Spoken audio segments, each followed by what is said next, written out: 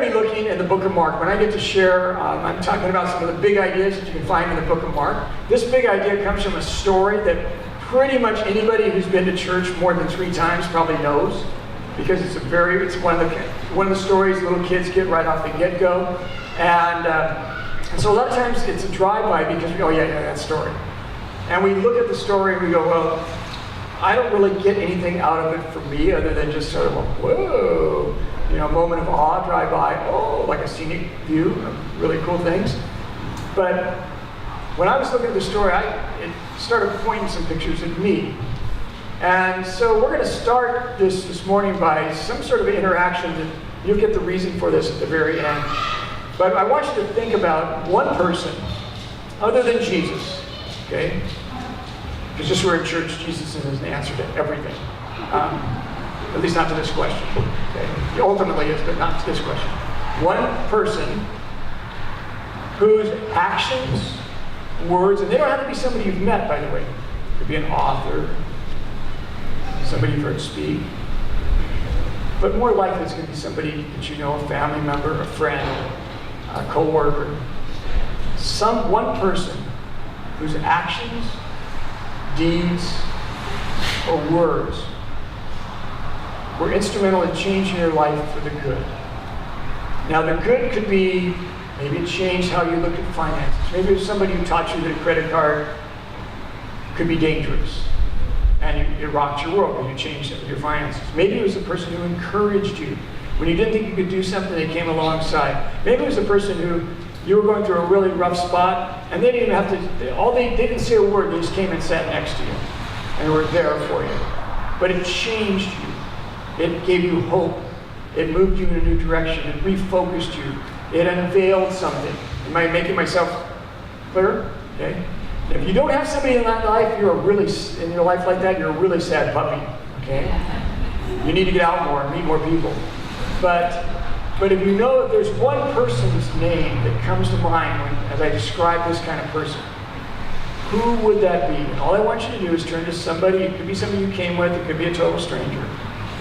And just go, hey, that person's name, that was Paul, or that was Jane, or that was my grandma Smith, or something like that. And I can ask you to tell the story, just name the person. Okay? Ready, set, go.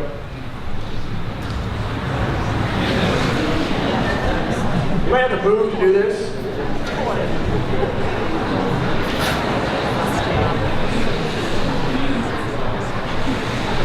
Okay. That's not hard, is it?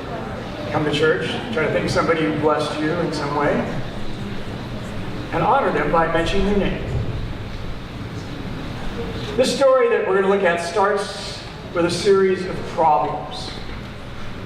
And it starts with one problem, and then it comes another problem on top of another problem, particularly for the key characters in it, which happen to be the disciples. And we pick it up in Mark chapter 6, where Jesus and the disciples, they've been working really hard. And Jesus suggested that they all get away from the crowds and rest for a while. In fact, there were so many people coming and going, the scripture said they didn't even have time to eat. So they jumped into a boat. They're by the Sea of Galilee. They jumped into a boat and they're going to sail away from people. But whoever was piloting the boat probably figured that all they needed to do is jump in the boat and everybody see them sailing away and that would be the end of it.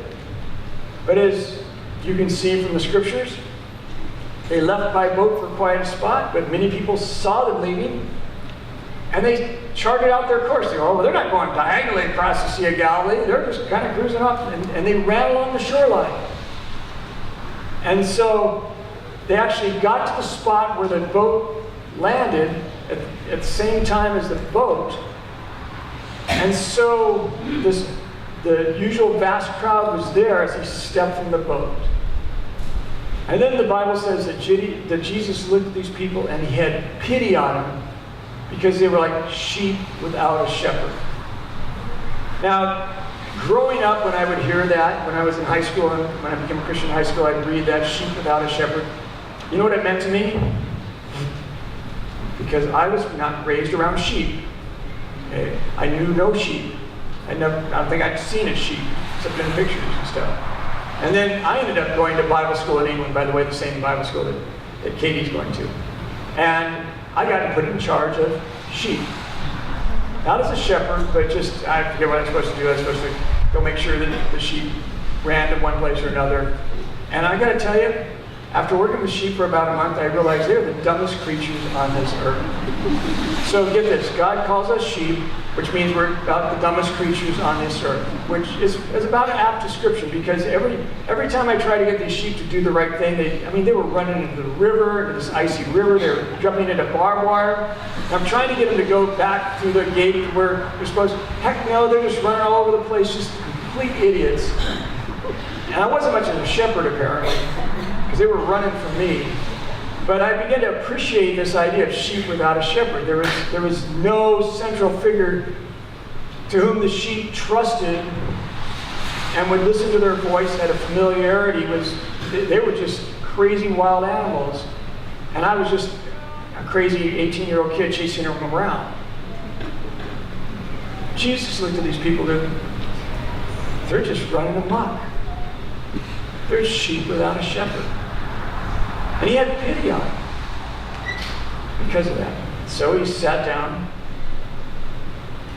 and taught them many things that they needed to know. This went on until late in the afternoon when the disciples came and they said, look, tell the people to go away. They head them off to the villages nearby and the farms so they can buy food, because there's nothing here in this desolate place that they can eat. We're kind of stuck in the boonies. And then Jesus did a really interesting thing. I don't know how long the pause was for this. The disciples are all standing around waiting for him to get up and address everybody. But finally he looks at his disciples and goes, I'll tell you what, you feed him.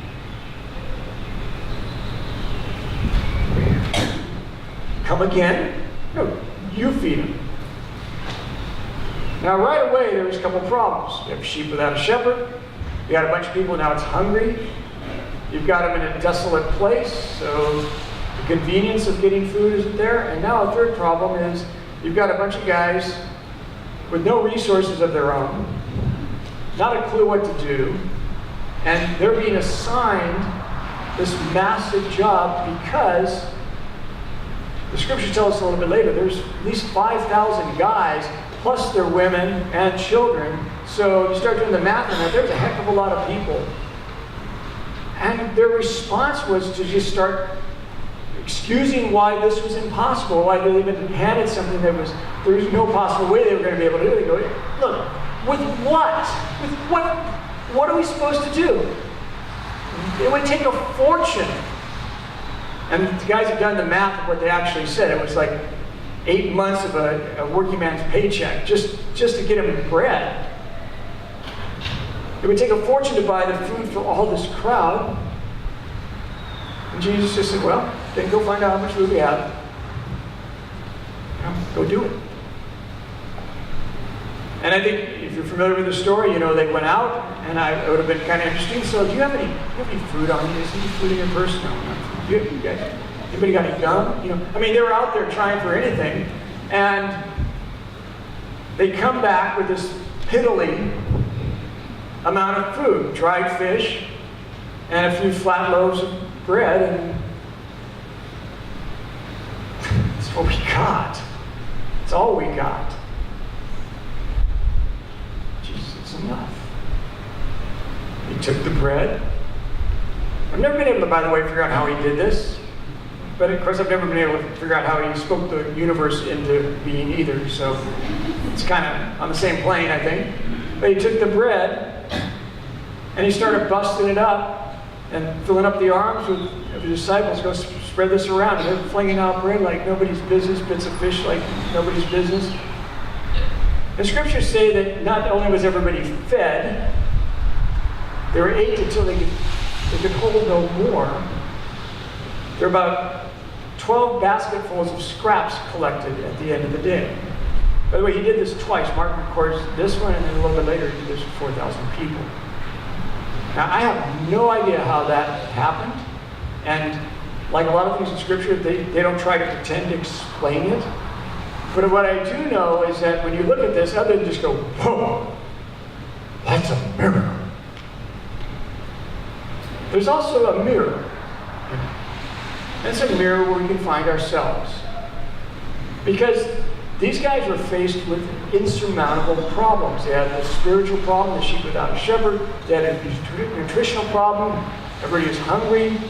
They had a numerical problem. There were all kinds of people. They had a situational problem because they were a long ways from the nearest mini-mart. They had a resource problem. They didn't have the funds to achieve their goals. They had all these kinds of problems.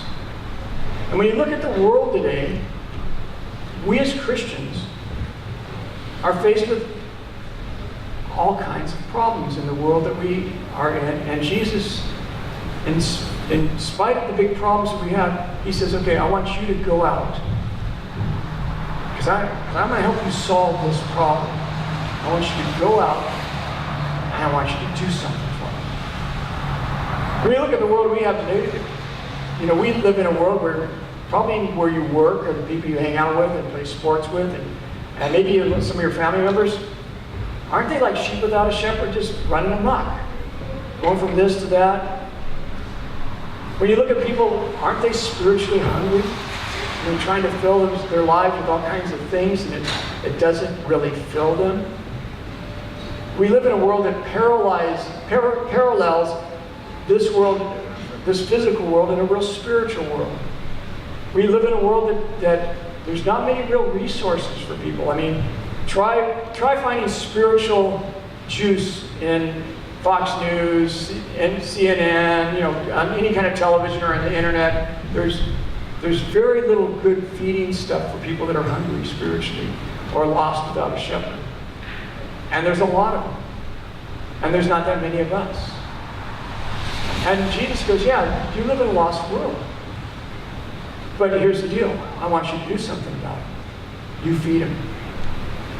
You solve it. It's a lost world, lost culture. Now you solve it. And that's like, what? With what? I mean, you just go out, do your best. Find what you can. See what you got. And when you find what you can, do what you can and see what you got, bring it back to me. And I'll take care of the rest. Now that's kind of a stiff thing. Because, frankly, when a lot of us look at ourselves, we go, wow, I don't really have any gifts. I mean, I don't have any, there's nothing about me that's unique, nothing I have that is of value. There's nothing I do that's going to solve the problems of the world. I mean, I'm mediocre. Or I have useless gifts. Gifts that, I can do that, but what good is that? And we begin to look at ourselves and we say, well, I really have nothing to bring that's going to solve the heart-sick, sin-sick world that we live in. I have nothing in my life that I can contribute that's going to change the course of the culture, that's going to help lost sheep be found, that's going to help spiritually hungry people be satisfied. There's nothing that I can bring to that. I mean, leave that to the professionals, the guys who write books and the good speakers and the conference leaders and, you know, all those guys. I've got really nothing to bring to that. But I think that's where we make our big mistake as the community of Christ. Because what God wants is, He doesn't want what's impressive, He just wants what you got. And it may not be much. It may not look impressive to you. But God knows how to take unimpressive stuff and really impress people with it. I'll give you some examples. It's a woman, her name is Biddy. Back to the picture of her, Biddy and her daughter Kathleen. Biddy Chambers, from the time she was a young woman, teenager, she wanted to be the secretary to the Prime Minister of England. She was an English woman, obviously. That was her goal in life. And she determined in order to be the secretary to the Prime Minister of England, she would have to learn how to take shorthand. Now, if you're a kid, you probably don't know what shorthand is. Shorthand was a way that you would take down the conversation of somebody in a way that you could read it backwards. It looks just like a chicken walked on your paper, but it means something. And shorthand was what they had before, tape recorders and all that kind of stuff to record people's conversation and get them accurate. In court, they had people taking things in shorthand and stuff like that. And she became really good at shorthand. Really good at shorthand. So good at shorthand that she could actually write shorthand faster than a person can talk. Okay? And so she was gearing up, and her whole life was set to work for the prime minister. But then she met this guy. You know how guys can screw up your plans sometimes? She met this guy, and he didn't have such a glorious job. He was a pastor. Didn't make a lot of money. She fell in love. She had Kathleen. And yet she wanted to keep her shorthand skills up. So she'd sit in church, and when he would speak, she'd write down all the words of his sermons in shorthand. And when she did her journal at night, she would write them down in shorthand. In fact, whenever she filled a journal of her diary, she'd just actually throw it away, and then she'd start again. She was really not trying to capture thoughts, but more just work on her shorthand. When her husband started a Bible school, she would go to the lectures, and she'd take it all down in shorthand. Well, her husband World War I came around, and her husband was transferred to Egypt. The British Army was in Egypt, and he went there to kind of do ministry with the troops. He was part of the British Army, but he was a pastor, a chaplain in the British Army. And she followed with they allowed Biddy and her daughter Kathleen to go to Egypt with him. And they had been in Egypt only for a little while when her husband suddenly got really severe cramps in his stomach, on his side. They took him to the hospital, said, "You've got appendicitis." They cut out his appendix. He rallied, he failed, then he rallied, then he failed.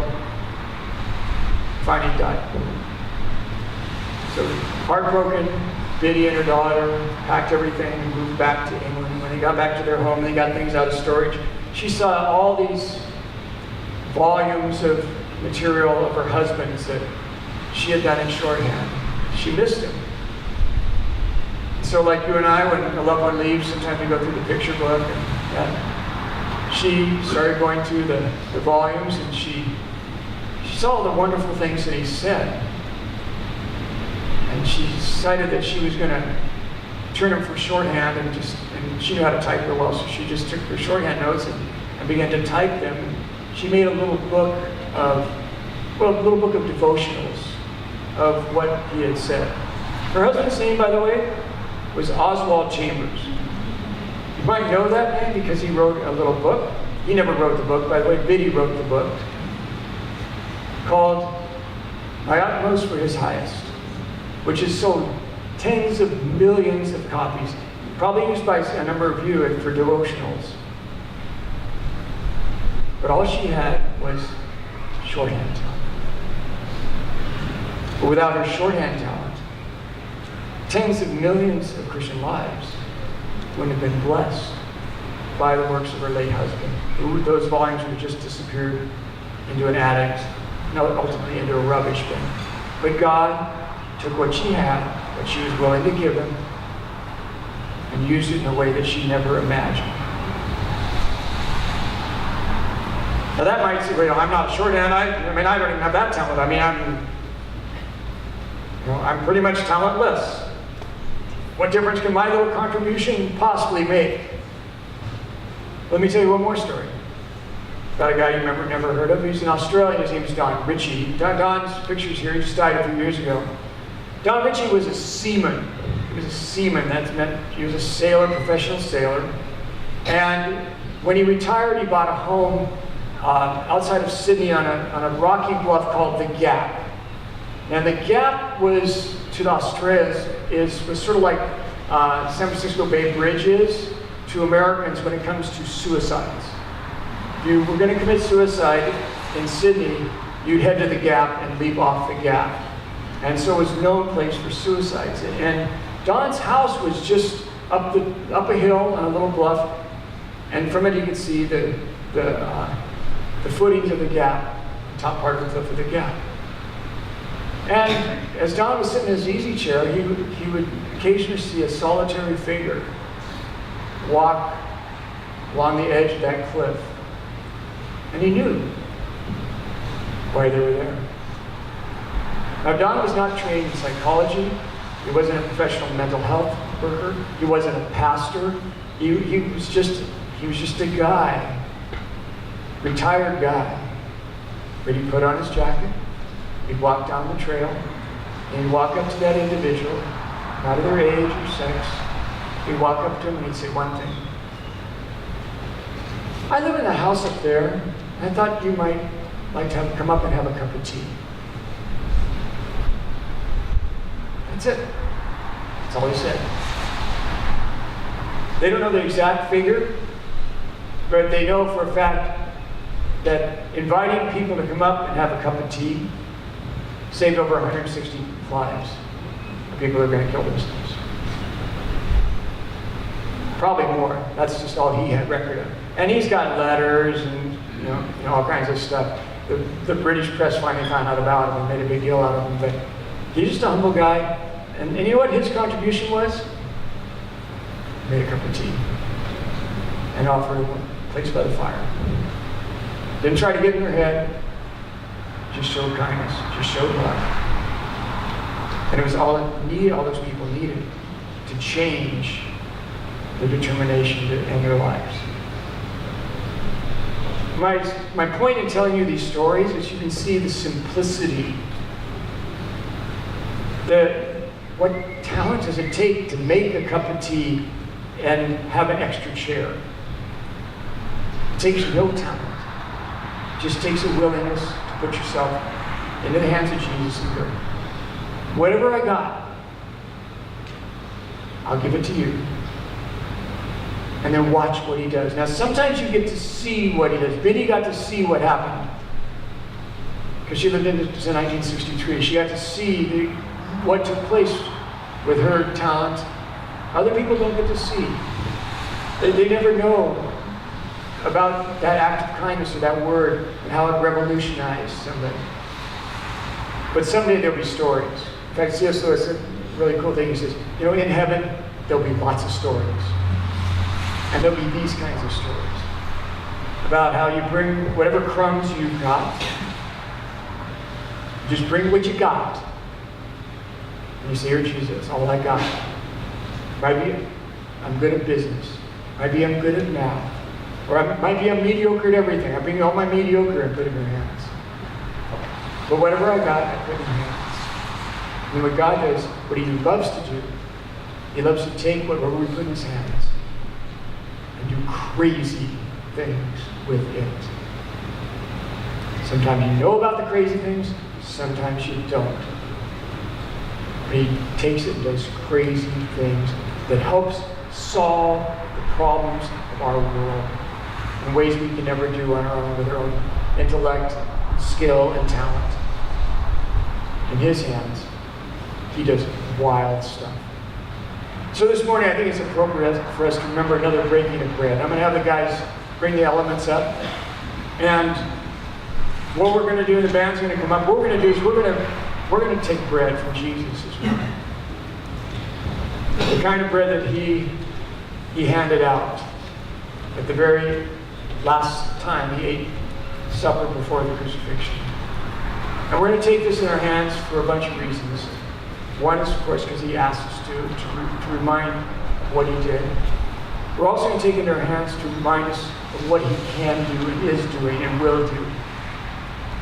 If we're willing to put ourselves into his hands. So, as the band's leading us in worship, would you please just take one of the elements and one of the cup and the bread, just hold on to it, and then we'll worship and eat together. So remember when I started, I asked you to think of a name. I encourage you to do two things. One is, now tell that story to somebody on your way home, maybe in the car. Pop out that name again. Let me tell you what's behind that name. Tell that story. And then the other thing I would encourage you, live your life in such a way that you're the name that somebody would pick when it comes time to tell that story. God bless you. Have a terrific Sunday. Thank you for joining us. Bye.